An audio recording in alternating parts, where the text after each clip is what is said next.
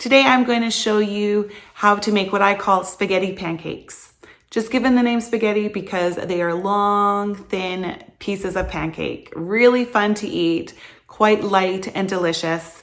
Because I am the kind of person, I don't really particularly enjoy thick, round, heavy pancakes. My family does, so I do make them for them, but I personally do not. So I'm always looking for different ways to make pancakes so they can be enjoyed by all of the members of our family. So spaghetti pancakes are one of the ways, and that's what I'm going to show you how I make today. So to start us off, one of the major pieces of equipment that you're going to need is a squeeze bottle.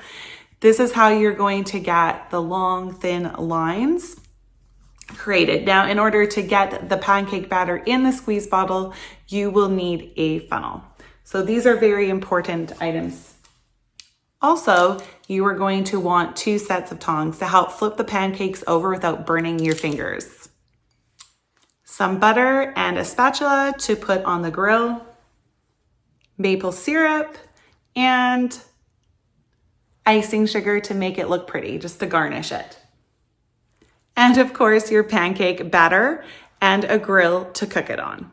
Okay, so first step, just make your pancake batter the way you would normally make it. The same consistency, the same amount, however you make it, whatever brand you use, first up, that's what you do. While you're making your pancake batter, set your grill to a low temperature. I'm choosing to do 250. These are really thin and they're thin. They're thin lines of pancake batter, so they do not take long to cook.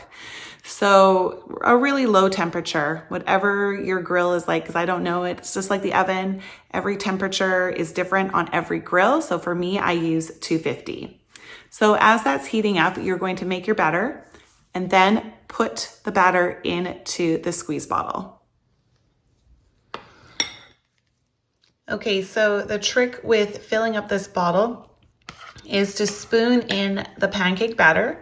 As you know, the pancake batter is thick. So once you get it full to a certain degree, just shake it down and it will come out. That's the trick to filling it, because if it's too runny, it's going to not necessarily be a pancake, will it? So it takes some time, but it comes through. Okay, the first thing we're gonna do is add some butter to our grill. Not too much, but just enough to add some flavor and to help the little pieces of pancake not stick. Just slowly create lines with our batter. They may come out a little squiggly.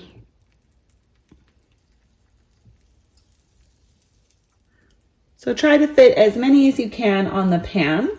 All right, let's take our tongs and start flipping these. So I just grab one end and then about halfway through, grab the other and flip it over.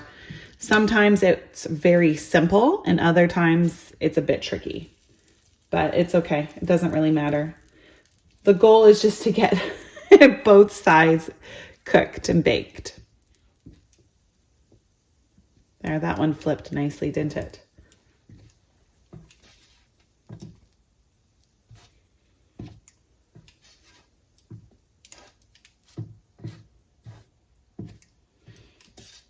All right, there they go. Now they're flipping better. Okay, so we're just gonna let them bake on that side just for about a minute. And then when you think they're done, you're just gonna grab them from the middle, pull them up, and place in a bowl like so.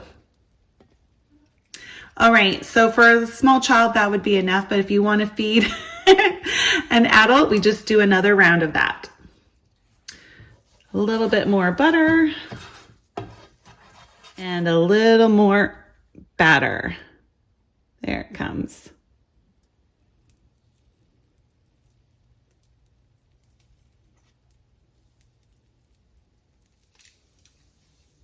So nice and golden brown, not too dark in color because you don't want them to be hard and crunchy. You want them to be soft and fluffy like a pancake.